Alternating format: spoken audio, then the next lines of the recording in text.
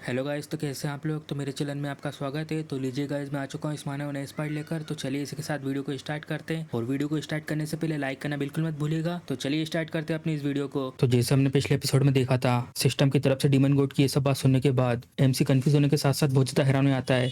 और तभी एमसी ये सब होने के बाद उसके बारे में सोच रहा होता है, एक डीमन गोड जो एक इविल ग्रुप से है, और यहाँ तक कि यही नहीं, ये सबसे ज्यादा ताकतवर डीमनों में से एक है। और ये सब होने के बावजूद ये कुछ मीट के चक्कर में पागल हुआ जा रहा है। क्या इसे भूख लगी है क्या? अगर ऐसी बात है तो ये तो एक्चुअली में मेरे लिए बहुत ज्यादा फायदे की बात है। अगर ये इतना ही भूखा है तो मुझे इसे लगातार खाने देना चाहिए, इसका जितना मन करे उतना। और तभी यूज करता है पावर ऑफ ग्लटनी, और जो बाकी बचे हुए बुल्फ हैं उन सब की तरफ इनको भेज देता है। और ये जाकर धीरे धीरे उनके कोर्प्स को खा रहे होते हैं। और तभी इसी साथ सिस्टम का मैसेज आता है, तुमने कंज्यूम कर लिया ब्राउन वुल्फ को। और इसी के साथ जो कॉन्स्टेलेशन हंग्री प्रिंस है वो अब बहुत ज्यादा खुश हो चुके हैं और जल्दी इसे खाने लगे हैं। और तभी एमसी मैसेज पढ़ने के बाद मैंने बोलता है, ये अच्छा हुआ, जैसा सोचा था बिल्कुल वैसे ही। और तभी सिस्टम का मैसेज आता है और फिर हम देखते हैं इनको इस बार ऑब्जर्व करने के बाद एमसी की स्ट्रेंथ और एजिलिटी बहुत कम बड़ी होती है। और तभी एमसी मैसेज देखकर बोलता है, इस बार जो स्टेट इंक्रीज हुए हैं ये तो पहले से बहुत ही ज्यादा कम है, लेकिन तभी ये ठीक है। मेरा जो गोल है वो अभी समय स्टेट को इंक्रीज करना नहीं है। और तभी कॉन्स्टेलेशन से बोल रहा होता है, तुम्हारा अभी पेट पूरी तरीके से भरा नहीं होगा, क्यों? और तभी मैसेज आता है, कॉन्स्टेलेशन हंग्री प्रिंस इतने सारे खाने को देखकर बोल रहे हैं, ये तो बहुत ही ज्यादा एपेटाइजिंग है। और तभी एमसी मैंने बोलता है, सब देखने के बाद जैसा सोचा था डीमन गॉड ऑफ ग्लटनी से, चलो इसी के साथ ये ट्रेनिंग भी हो चुकी है। और या तो मैं इसे दूसरे शब्दों में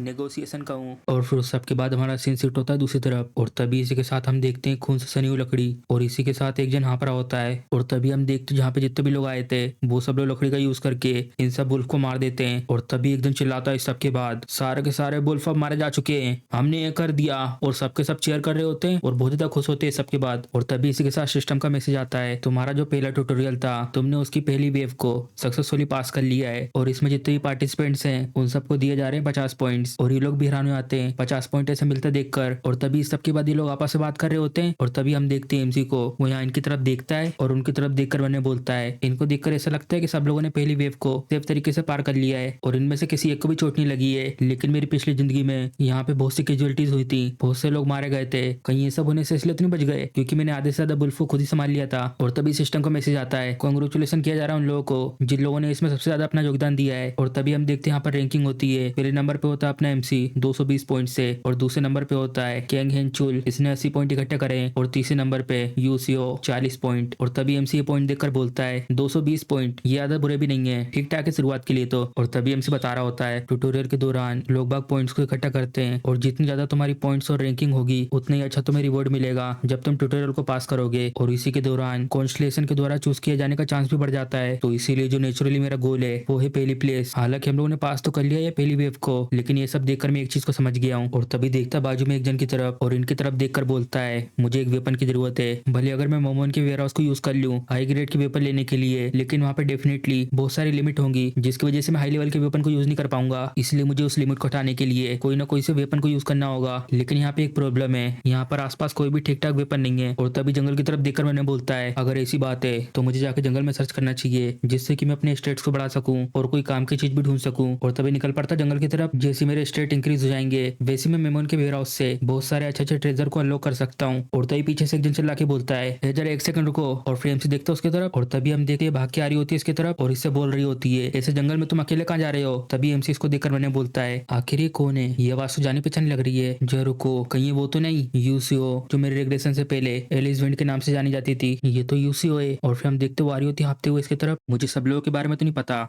लेकिन ऐसा हो ही नहीं सकता कि मुझे यूसीओ के बारे में पता ना हो। ये खुद से अपना नाम बना रही थी और यहाँ तक कि टावर्स के ऊपर वाले लेवल्स पर कैंग हेंचुएल के साथ, और वैसे भी एक टॉप रैंक करती टावर में। तभी यहाँ पर आती हाँफते हुए और एमसी से बोलती है, आखिर तुम वहाँ अकेले क्यों जा रहे हो? और तभी एमसी इसको देखकर मैंने बोलता है, ये तो सच में बहुत बड़ी दिक्कत है। अभी इस समय एक एक सेकंड बहुत ज्यादा काम का है और कभी भी ट्यूटोरियल स्टार्ट हो सकता है और मेरे पास अभी इस समय बिल्कुल भी टाइम नहीं लोगों के साथ डील करने का। और तभी एमसी उससे बोलता है, मैं तो बस आसपास जाकर थोड़ा सा चेक कर रहा था और वैसे भी यहाँ पर ऐसे खड़े रहने से किसी भी चीज को ठीक ठाक नहीं कर सकते। और तभी ये बोलती है, ऐसे एरिया को आसपास जाके चेक करने से अच्छा हमें साथ में एक साथ सबके साथ डिस्कशन करना चाहिए सबसे पहले कि हम लोगों को कैसे अगली वेव को हैंडल करना है। और तभी एमसी उससे बोलता है, क्या इस सब के बाद कुछ चेंज हो जाएगा अगर हम लोग ऐसे डिस्कस करेंगे साथ मिलके तो? और तभी ये बोलती है, हाँ इससे हम कम से कम मदद कर पाएंगे लोगों की एंजाइटी को कम करने में, जिससे कि लोग पैनिक ना करें। और तभी एमसी ये सब सुनने के बाद मैंने बोलता है, अभी हमारे पास इस सब के लिए कोई टाइम नहीं है, ये कोई ऐसी चीज नहीं है जिसको मैं एक्सप्लेन कर सकता हूँ डिटेल में। और तभी उससे बोलता है,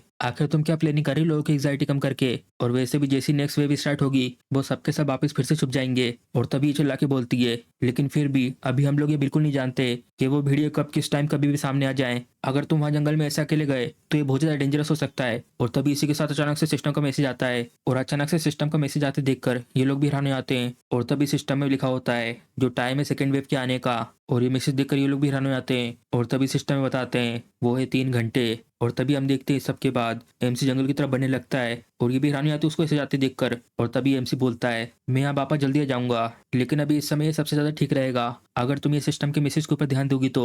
चलो तो फिर इसी के साथ तुम्हारे पास कुछ कहने को नहीं है तो मैं चलता हूँ। और जबकि तुम ऐसे इंतजार कर रही हो, इससे अच्छा तुम्हें काम करना चाहिए लोगों के साथ इसको लेकर डिस्कशन, और चाहे तुम जो भी कुछ करना चाहती हो। और तभी उसको रोक रही होती है, जो रुको, आखिर अचानक से अभी ये सब क्या हो रहा है? और तभी एमसी उसे जाते वक्त बोलता है, अगर मैं सच बताऊं अभी इतना टाइम बचा हुआ है, इस टाइम को तुम्हें यूज करना चाहिए एक मजबूत लकड़ी ढूंढने में, और ऐसे ही कुछ। और तभी ये भी हैरान हो जाती है एमसी की बात सुन के, और कुछ बोल नहीं पाती। और तभी हम देखते जंगल के अंदर का सीन, यहाँ पे एक बहुत तेज सी आवाज आती है, और अचानक से एक भेड़िया पेड़ से आकर टकराता है बहुत स्पीड में। और तभी हम देखते हैं अपना एमसी होता है, उसने यहाँ पे बहुत सारे भेड़िया मार दिए होते हैं। और तभी इसी के साथ बोलता है, आखिर यहाँ पे इतने सारे भेड़िए क्यों हैं? चलो वैसे भी ये तो मेरे लिए परफेक्ट टाइम है मेरे स्टेट को बूस्ट करने का, पावर ऑफ ग्लटनी, और उस सबको डिवार करने लगता है। और तभी सिस्टम का मैसेज आता है, तुमने डिवार कर लिया है ब्राउन वुल्फ को, अब तुम सेम एंटिटी से और ज्यादा न्यूट्रिएंट्स को अब्जॉर्ब नहीं कर सकते। जो कॉन्स्टलेशन हंगरी प्रिंस हैं वो कह रहे हैं कि वो थक गए इस मीट को खाते खाते। और तभी एमसी मैसेज देख के हैरान हो जाता है, क्या वो थक गए इसको खाते खाते? और फिर मुस्कुराते हुए बोलता है, जैसा सोचा था डिमन किंग ऑफ ग्लटनी से, ये कोई ऐसी चीज नहीं है जिसको तुम मोशन में बदल सकते हो। और तभी ऊपर देखकर बोलता है, बस थोड़ा सा रुको, मैं ढूंढता हूँ तुम्हारे लिए कुछ स्वादिष्ट चीज। और तभी एक लकड़ी उठाता है, चलो तो फिर ठीक है एक्सपेरिमेंट करते हैं इसके ऊपर। और तभी अपना ट्रेजर बॉक्स खोलता है, और तभी इसी के साथ सिस्टम का मैसेज आता है, जो ट्रेजर वोल्ट है ग्रिड का, उसको ओपन किया जा रहा है। और तभी हमें इस तलवार के बारे में बताते हैं, the chosen one sword, the sword of Wraith को यूज किया गया था सिगमन के द्वारा, जिसने हराया था एक ड्रैगन को इस स्वॉर्ड से। और तभी एमसी बता रहा होता है इसको लेकर, जो वोल्ट के अंदर ट्रेजर्स हैं उनके अंदर से सिर्फ पहले वाली वेपन की पावर को ही ले सकते हैं, और इसका कोई फॉर्म नहीं है, ये सिर्फ एक एनर्जी है स्वॉर्ड की। भले इस ट्रेजर ने अपने फॉर्म को खो दिया है और बस सिर्फ उसकी पावर बची हुई है, ये जरूर मुझे बिलोंग करना चाहिए। ये थोड़ी सी सेम की बात है लेकिन ये कोई बड़ी बात नहीं है। और तभी वो इस स्वॉर्ड की पावर को इस लकड़ी के साथ फ्यूज कर रहा होता है। अगर तुम इन्फ्यूज करते हो ट्रेजर की पावर को किसी एक सूटेबल आइटम के ऊपर तो ये प्रैक्टिकली बिल्कुल सेम रहेगा, और ये बदल जाएगा एक लेजेंडरी स्वॉर्ड में। और तभी हम देखते हैं जैसे वो इन्फ्यूज करता है उसमें से बहुत सारी बिजलियां निकल रही होती हैं, और तभी इसी के साथ उसमें से एक बहुत तेज रोशनी निकलती है, और एमसी ढकता है अपने आप को उससे। और तभी हम देखते हैं इसके बाद वो लकड़ी पूरी राख में बदल जाती है। डेमिट, ये हैंडल निकल पाया लेजेंडरी स्वॉर्ड की पावर को,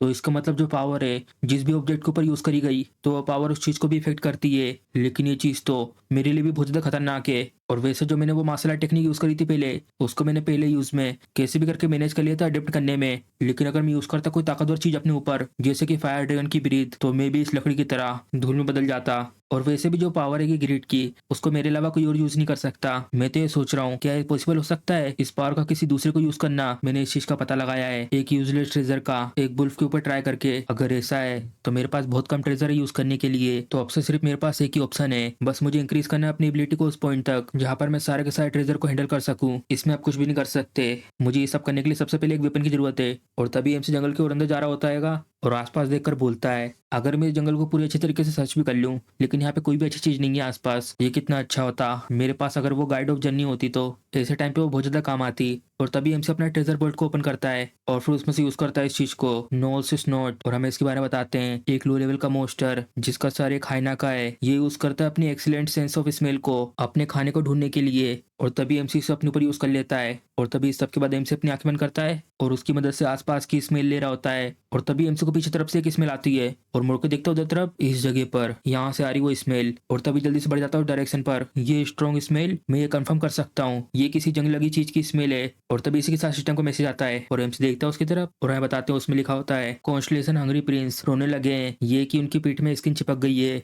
और ऐसा मैसेज देखकर एमसी हैरान हो जाता है और बोलता है, ये तो बिल्कुल ऐसा फील हो रहा है जैसा कि मैं किसी सुअर से डील कर रहा हूँ और ना कि कॉन्स्टलेशन से। और तभी एमसी भागते हुए इस जगह पर आ जाता है और यहाँ पर आके बहुत तेज यहाँ पर होता है और इसी के साथ बोलता है, जितना मैंने सोचा था ये तो उससे भी ज़्यादा दूर है। मैं उस चीज़ को स्मेल कर सकता हूँ इस तरफ से। और तभी हम देखते हैं एक भेड़िया आता है उसके पीछे से और तभी एमसी को एक खतरनाक सी स्मेल आती है। जो रुको, अचानक से जो स्मेल है ये तो पूरी तरीके से बदल चुकी है। और तभी पीछे मुड़ता है, नहीं रुको, ऐसा मत कहना। और तभी हम देखते हैं एक बड़ा सा पंजा और ये ठीक एमसी की तरफ बढ़ रहा होता है। और तभी एमसी इसको देखकर बोलता है आखिर ये किस तरीके का क्रीचर है। और फिर हम देखते हैं उसका चेहरा और ये बहुत ही ज्यादा बड़ा भेड़िया होता है। और इसको देखकर एमसी भी डर जाता हैगा। क्या ये ग्रे वुल्फ? ऐसा लगता है कि इसे मेरी लोकेशन का पता था, बिल्कुल उस तरीके से जैसे कि मैंने इसे स्मेल करा। मेरे रिग्रेशन से पहले मैं बहुत ज्यादा बिजी था इधर से उधर भागने में। और तभी हम देखते हैं एमसी के पैरों के आसपास एनर्जी घूमने लगती है और इसी के साथ एमसी पूरी तरीके से तैयार हो जाता है इसे लड़ने के लिए। और ये वुल्फ धीरे धीरे बढ़ रहा होता है एमसी की तरफ। और इसी के साथ एमसी बोलता है मैं पहले भली भागता था लेकिन इस बार सब कुछ अलग है।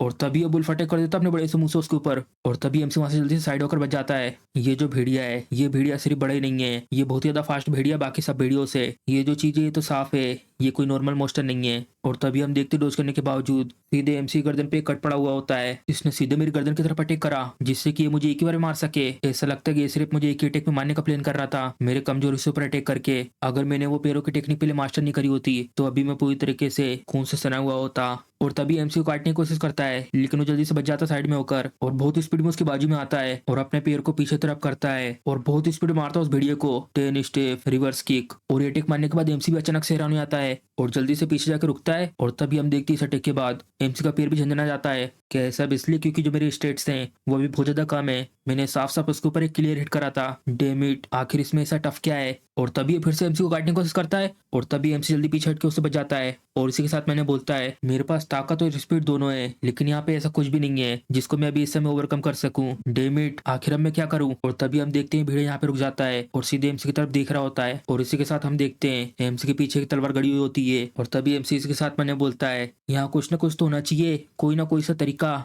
और हम देखते हैं इसी के साथ और भीड़ आ जाते हैं और एमसी की तरफ देखकर घुरा रहे होते हैं। और इनको देखकर एमसी भी हैरान हो जाता है, क्या ये ब्राउन भेड़िया बास्टर्ड अभी भी यहाँ पर है, ये तो बहुत ज्यादा बुरा हुआ। और पीछे की तरफ जाने लगता है अगर ऐसे ही चलता रहा तो मैं शायद यहाँ से निकल नहीं पाऊंगा। और तभी वो देखता है पीछे की तरफ मुड़ के और एमसी की नजर पड़ जाती है सोड के ऊपर, ये सोड। और तभी ये भेड़िया बढ़ जाते हैं एमसी की तरफ अटैक करने के लिए और इसी के साथ एमसी इस तलवार को पकड़ता है। इस सोड को पहली बार देखने में भले ही ऐसा लग सकता है कि ये बहुत ज्यादा पुरानी जंग लगी हुई सोड है लेकिन जो शार्पनेस है इस ब्लेड की वो अभी भी जिंदा है और काट देता उस वुल्फ को बीच में से। जैसा सोचा था एक इस तरीके की सोड ये डेफिनेटली एक बेस्ट सोड हैगी जो तुम्हें मिली हुई इस स्टेज पर। जो मेरा गोल था इस जर्नी पर आने का, तो जबकि अब मेरे पास अपर एंड है तो अब मेरा बिल्कुल भी इंटेंशन नहीं है पीछे हटने का। मैं इसको फिनिश कर दूंगा नेक्स्ट वेव के स्टार्ट होने से पहले। और तभी एमसी यूज करता है वर्ल्ड के ट्रेजर को।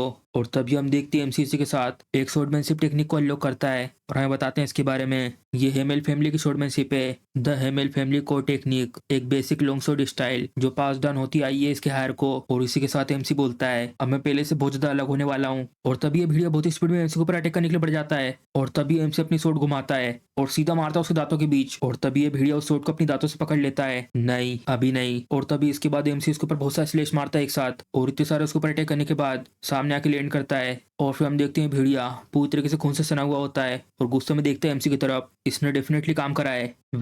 इसका काम करना तो बनता ही था क्योंकि जो ये स्वॉर्डमैनशिप है वो एक ऐसे फैमिली की है जिनकी रैंक एम्पायर स्वॉर्डमैनशिप फैमिली तक बढ़ गई थी, तो इसलिए ये तो गारंटी है कि ये काम करेगी। चलो अब इसे खत्म करते हैं। और बढ़ जाता है उसकी तरफ हमला करने के लिए और तभी ये वीडियो अपना बहुत ही बड़ा मुंह खोलता है इसको अटैक करने के लिए। और तभी एमसी अपनी सोट को सीधा उसकी तरफ ले जा रहा होता है और घुसा देता है उसके मुंह के अंदर और निकालता अपनी सोट को। और तभी इसी के साथ वो भेड़िया मारा जाता है और इसी के साथ सिस्टम का मैसेज आता है, तुमने जंगल के अंदर के वुल्फ एक बॉस मॉन्स्टर को हरा दिया है। और तभी इसको हराने के बाद एमसी का लेवल अप हो रहा होता है और तभी इसी के साथ 500 मेरिट पॉइंट मिलते हैं। और तभी इसी के साथ ये ग्रे वुल्फ की स्किन मिलती है। यहाँ पर आने का मेरा एक और गोल था इस वेपन के अलावा। और तभी देखता सिस्टम की तरफ और वो ये कि बढ़ाना पर्सनल मेरिट पॉइंट को। और यहाँ पर बहुत सारे तरीके हैं मेरिट पॉइंट को बढ़ाने के। सबसे पहले तो ट्यूटोरियल में लड़ाई करने के लिए तैयार रहना और मारना ज्यादा से ज्यादा मॉन्स्टरों को। और दूसरा अलग से ढूंढना बॉस मॉन्स्टर को और उसे हरा देना। और तीसरा तरीका है दूसरे प्लेयर्स को मारना।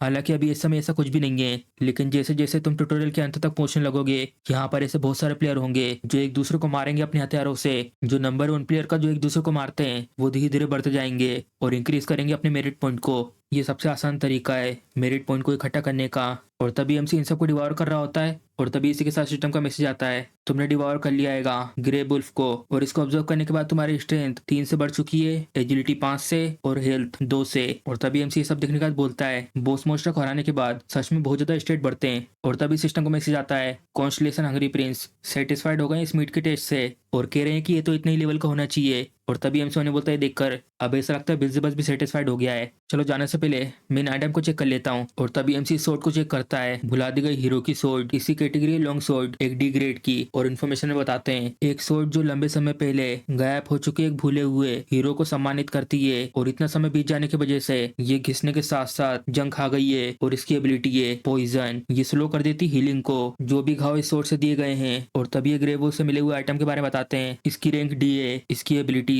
जितने भी साथी हैं उनके लिए क्रिश्मा का काम करेगा और जितने भी एनिमी हैं उनके ऊपर डर का जैसा लीडर के ऊपर फिट करता है। और उसके ऊपर ब्लेसिंग है विंड की, इससे तुम्हारी स्पीड बढ़ जाएगी 5%। और तभी एमसी सब देखकर बोलता है, ये इतने सब करने में केपेबल है, मैं इसकी रैंक जरूर डी से ऊपर बढ़ा दूंगा। और तभी इसी के साथ सिस्टम का मैसेज आता है, कॉन्स्टलेशन बाउंड किरो वो तुम्हारी सोर्ड की तरफ देखकर कह रहे हैं, इसको देखकर ऐसा लगता है कि ये सोर्ड पूरी तरीके से कचरा नहीं है। और तभी एमसी देखने के बाद उन्हें बोलता है, जैसा सोचा था टीमन गॉड ऑफ ग्रीड से जिस मोमेंट पर इसने इस आइटम को चेक करा उसने इंटरेस्ट दिखाना शुरू कर दिया इसके ऊपर। चलो देखते हैं आखिर कितना टाइम बचा होगा अगली वेव आने में, मैं तो लेट हो जाऊंगा उस सब के लिए। और तभी सिस्टम का मैसेज आता है, मोस्टर वेव के आने का टाइम 12 मिनट। और तभी एमसी इसको पेन कर बनने बोलता है, मुझे जल्दी करनी चाहिए। और तभी सिस्टम का मैसेज आता है, जो सेकंड वेव है वो शुरू हो चुकी है, रोको मोस्टर वेव को और प्रूव करो अपनी वर्थ को। और तभी एमसी ये सब देखने के बाद बोलता है, मेरे वहां पहुंचने से पहली वेव स्टार्ट हो गई। अरे हाँ, अगर मैं इसके बारे में सोचूं, मैंने प्रॉमिस करा था यूसीओ से कि मैं अगली वेव के आने से पहले आ जाऊंगा। वेल वैसे भी ये कोई बड़ी बात नहीं है, मैं इतनी ज्यादा परवाह नहीं करता इस सब चीजों की। अगर मैं सच कहूँ तो ये तो एक अच्छा मौका है ये देखने का कि इस सब के बाद बाकी सब लोग किस तरीके से रिएक्ट करते हैं। और वैसे ही मेरा कोई इंटेंशन नहीं है उन लोगों को अपने साथ रखने का जो लोग लड़ना नहीं चाहते आगे बढ़ने के लिए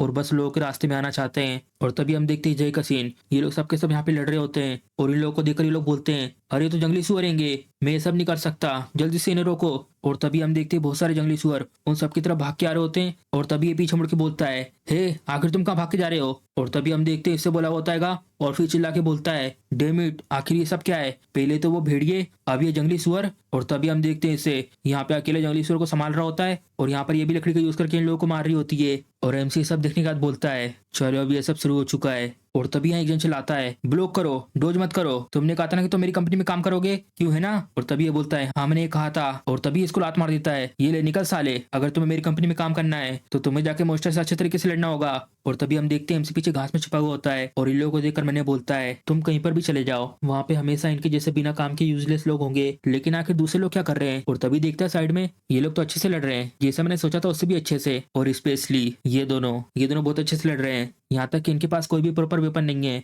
लेकिन तब भी ये लोग बहुत अच्छा कर रहे हैं, जैसा सोचा था इन लोगों के पास हाई पोटेंशियल है। और तभी एमसी खड़ा हो जाता है, चलो तो फिर अब मेरा टाइम आ चुका है इन सबके बीच में आने का। तो इसी के साथ हमारा लाइव एपिसोड खत्म हो जाता है। अगर आपको वीडियो पसंद आई तो वीडियो को लाइक, चैनल को सब्सक्राइब करना मत भूलिएगा। चल मिलते हैं अगले एपिसोड में।